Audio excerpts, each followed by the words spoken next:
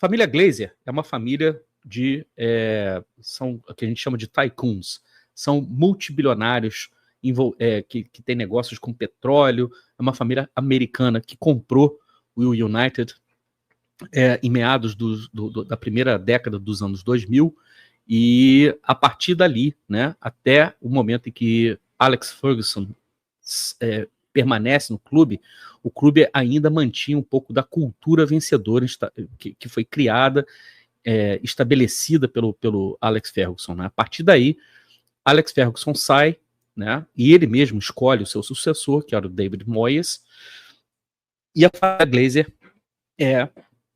passa, na verdade, a comandar todas as ações do clube. A gente pode dizer que a família Glazer destruiu o Manchester United, pelo menos destruiu a cultura vencedora que foi costurada, foi construída a duras penas por Alex Ferguson, né?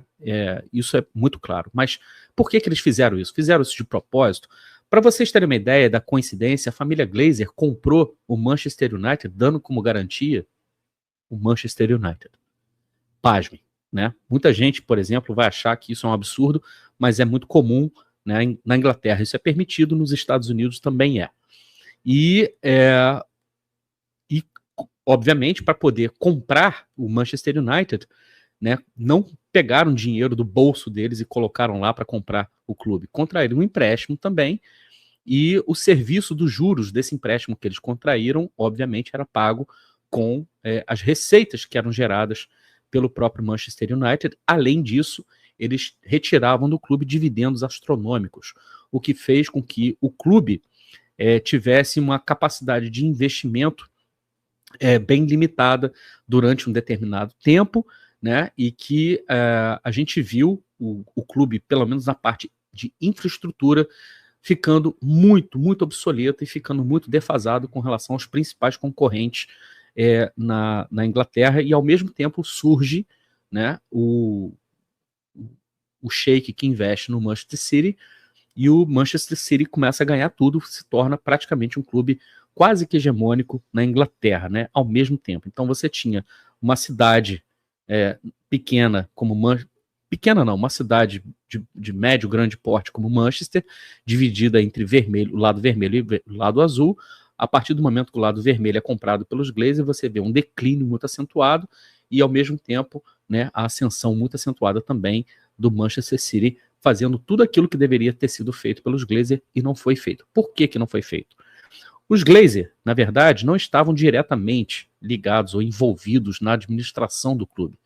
O clube, na verdade, era administrado, né, por um outro cara, que eu já vou mostrar para vocês. Aqui entra, tá, uma pessoa chamada Sir Jim Ratcliffe, no ano de 2022, que esse aqui é um dos homens mais ricos do Reino Unido. Sir Jim Ratcliffe controla hoje algo em torno de 30% do Manchester United. Lembra quando eu falo para vocês que um sócio majoritário não é necessariamente aquele que detém a caneta? Pois é, o acordo entre Sir Jim Ratcliffe, que é dono da Ineos, que também é uma empresa de petroquímicos, e por isso ele é um dos homens mais ricos do mundo, ele é investidor também, dono do Nice, ele é investidor também na Fórmula 1. E o que ele fez? Né? Ele é torcedor do Manchester United, criado na cidade de Manchester, e ele, vendo a derrocada do clube, ele resolve fazer alguma coisa. Em 2022, ele compra 27% e depois acaba adquirindo um pouco mais. Ele é hoje o cara que tem a caneta, o poder discricionário no Manchester United, e os Glazer, na verdade, vivem apenas dos dividendos. Se vocês gostam do meu trabalho, vocês podem apoiar enviando superchat, podem mandar um pix, podem mandar também, podem se tornar membros do canal também, que é uma outra coisa que é muito importante, tá? Qual foi a primeira coisa que Sir Jim Ratcliffe resolveu fazer? Um controle, um reajuste financeiro, né, das políticas financeiras que governavam o Manchester United, tá? Mas não somente um rearranjo financeiro, mas a recuperação de uma cultura vencedora que foi perdida pelo Manchester United. E a cultura do clube foi perdida por causa deste homem aqui, Ed Woodward, tá? Esse cara aqui, ele é um homem do mercado financeiro, é um cara que inclusive trabalhava com bancos de investimento, e que foi trazido pela família Glazer para o Manchester United, e aí ele foi dado, no momento que ele chega no clube, todo o poder para mandar, desmandar, mandar prender, mandar soltar. Tudo passava por Ed Woodward, que não tinha experiência no futebol. Então, para ele, o futebol era, na verdade, uma atividade até secundária. Então, existem 2 Manchester United que a gente pode dizer que aconteceram sob o comando de Ed Woodward. Tá? Primeiro, um dos maiores clubes do mundo, um dos clubes mais bem-sucedidos do mundo, esportivamente falando, se transformando num dos clubes mais fracassados do mundo. Talvez a maior derrocada da história do futebol mundial, de um dos clubes mais importantes do mundo, do ponto de vista esportivo, a se tornar um clube praticamente indigente no que diz respeito a disputas esportivas. Sob o comando dele, o clube viveu e ainda vive, obviamente, um jejum de títulos ingleses, sendo o último conquistado em 2013. Então, desde lá para cá, né, sob o comando de Ed Woodward, com transações assim estapafúrdias, folhas de pagamento assim também bizarras, bizonhas, assim, coisas que não faziam o menor sentido, contratações para lá de questionáveis, a quantidade de técnicos que passaram, e técnicos excelentes. Eu, por exemplo, eu gosto muito do David Moyes, e passaram pelo United, né, sob o comando do Ed Woodward, o Van Gaal, o Mourinho, né, com ele também o Solskjaer, que acabou se tornando técnico, né, do United através do próprio Woodward. O que acaba acontecendo no momento que o Ed Woodward se torna, né, o chairman, o cara mais importante do Manchester United, é que o clube deixa de priorizar a questão esportiva, porém, sob o comando dele, o clube nunca conseguiu alcançar receitas tão grandes como as que alcançou sob o comando do Ed Woodward. Tá? O clube se transformou numa máquina de fazer dinheiro, para a alegria dos Glazer, obviamente, porque esse dinheiro não era reinvestido no clube. Old Trafford, por exemplo, que já foi um dos estádios mais importantes da Inglaterra, caindo aos pedaços com infiltração no teto, caindo pedaço de laje na cabeça de torcedores debaixo das arquibancadas, banheiros assim, de uma maneira, né, muito triste de ver. Aquilo que foi um império, né, vinha sendo corroído. Porém, os acordos de mídia que ele conseguia fazer, principalmente também acordos de fornecimento de material, acordo de patrocínio, né? O United nunca viu tanto dinheiro na vida igual viu com Ed Woodward. E aonde que a coisa chega para ele no limite? Quando ele participa daquele movimento, ele foi uma das pessoas, um dos cabeças daquele movimento de se criar uma superliga de clubes no modelo da NBA, que não haveria, inclusive, mais rebaixamento, eles formariam uma liga única desses clubes, reunindo os maiores clubes do mundo, e aí teria o próprio United, teria também o Real Madrid, teria o Barcelona, teria o Bayern, e esse movimento, na verdade, ele foi implodido não somente pela UEFA, não somente pela FIFA, mas pelos próprios torcedores dos clubes que não aceitaram esse movimento, entendendo que isso mataria o espírito da competição, inclusive com protestos nas ruas, com torcedores protestando nas ruas, né? E aí o Ed Woodward não consegue resistir a essa pressão e acaba sucumbindo e acaba deixando o United, principalmente na mesma época que Jim Ratcliffe estava chegando em 2022. Agora, a que se deve o sucesso do Ed Woodward? Aliás, Ed Woodward foi uma das pessoas que foram cogitadas a assumir um papel no conselho da própria Eagle, no comecinho agora, desse ano, 2025. Inclusive, ele seria o cara responsável pelo lançamento do IPO na Bolsa de Nova York. E isso acabou não se concretizando, ele não foi contratado. Mas por que existiu esse sucesso, digamos assim, financeiro, né, no momento que Ed Woodward estava à frente do Manchester United? Por causa de Hemen Tsayo. Justamente por causa de Hemen Tsayo. Então, o Hemen Tsayo, o principal legado dele é justamente isso. Então, eu vou colocar para vocês aqui uma reportagem que é de um portal de futebol inglês, que é o Football, que é o All Football, no momento que ele deixa o Manchester United e vai para o Tottenham, né? Tá aqui, deixou o United no verão passado, depois de mais de uma década em Old Trafford, onde trabalhou como diretor de desenvolvimento corporativo e chefe de finanças corporativas antes de assumir o cargo final como diretor de estratégia. Ele provou ser uma figura altamente influente nos bastidores, desempenhando um papel fundamental na listagem na Bolsa de Valores de Nova York logo após chegar em 2012 e executando diversas transações de refinanciamento. Tsao também foi uma das forças motrizes por trás do lançamento do time feminino do clube em 2018. No entanto, como parte de uma reorganização do conselho, o ex-banqueiro nascido na Nigéria deixou o United em maio de 2022 após as saídas do diretor executivo Ed Woodward e do diretor de negociações de futebol Matt Judge.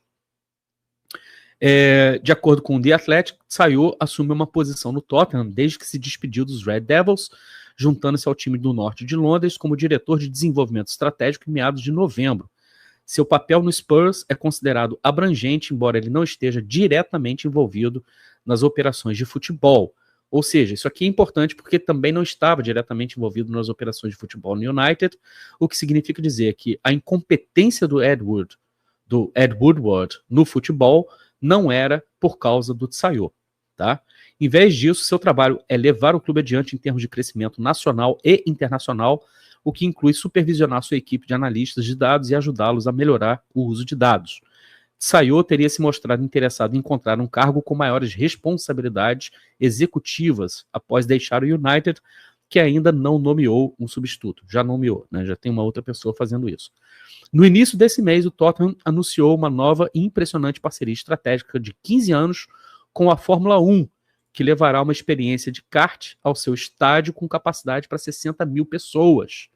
O acordo fará com que eles tenham a primeira instalação de kart elétrico dentro do estádio do mundo, abaixo da icônica arquibancada sul do clube, o que a tornará a pista coberta mais longa de Londres. Isso aí já tem, obviamente, a participação do Tsao. Então, para vocês terem uma ideia, esse cara que está chegando agora na Igor Bidco é um cara de estratégia, é um cara que, ele na verdade, ele não vai deixar, inclusive, as funções dele no Tottenham Hotspur. Ele vai continuar trabalhando, exercendo as funções dele, e ele vai trabalhar como conselheiro da Igor Bidco, tá? E a visão dele é uma visão, né, e atuação, não somente a visão, mas a atuação dele é uma atuação bem diferente, né, se a gente considerar assim, do Athelter, tá? Então a gente tem a saída tanto do Athelter quanto a saída também, né, do Chris Mallon, e a gente tem a chegada de um cara que tem uma visão de estratégia de negócio, de ampliação de negócio. E é um cara que não necessariamente teria, digamos assim, a incumbência de trabalhar diretamente em decisões de futebol. É um cara de estratégia e é um cara do financeiro. É um cara de reestruturação financeira e é um cara que participou ativamente. Foi talvez ele o grande responsável pelo muito bem sucedido lançamento do IPO do Manchester United na Bolsa de Nova York. Então, para vocês terem uma ideia, que esse tipo de movimentação não é uma movimentação à toa. É um cara que, para uma reestruturação financeira, porém, mais do que uma reestruturação financeira, uma reestruturação de estratégia do grupo Eagle, talvez seja o melhor nome possível disponível no mercado. É um baita nome, tá?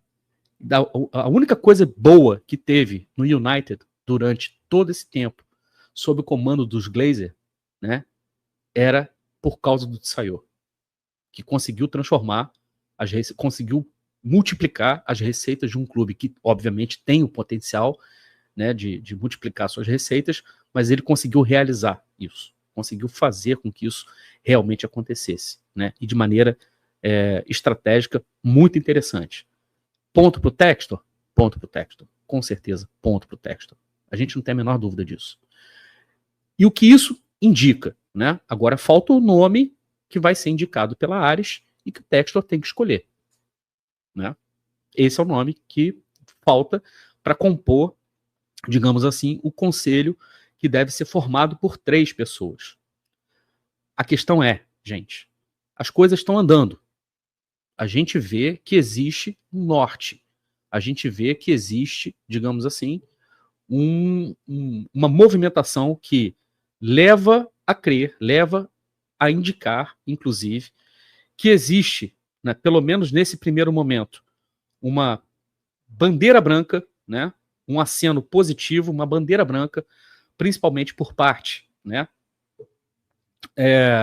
da Ares, e a partir do momento que existe essa bandeira branca, os novos nomes que vão chegando para compor o novo conselho, para que a gente tenha, digamos assim, uma definição de como vai ser feita uma recuperação financeira que precisa ser feita, né, tanto no grupo, tanto na Eagle Bitcoin, quanto nos clubes da Eagle, né, sobretudo aquilo que nos interessa no Botafogo. Ainda existem questões que vão precisar ser estudadas a fundo, e é muito por causa disso que eu fico animado com a chegada do Tsayô, né, para entender principalmente em que estado está o Botafogo, a SAF, Botafogo, e o que precisa ser feito de maneira urgente. É para ontem, gente. Para ontem. O que precisa ser feito de maneira urgente para que a gente tenha, digamos assim, uma estabilidade, para que a gente tenha uma calma, para a gente planejar o ano de 2026. Deixa o like aí, se inscreve aí no canal se você não tiver inscrito, considere tornar-se membro por apenas R$ 4,99 por mês. Você pode contribuir também com o crescimento do canal mandando um pix para canaldocaboclo@gmail.com.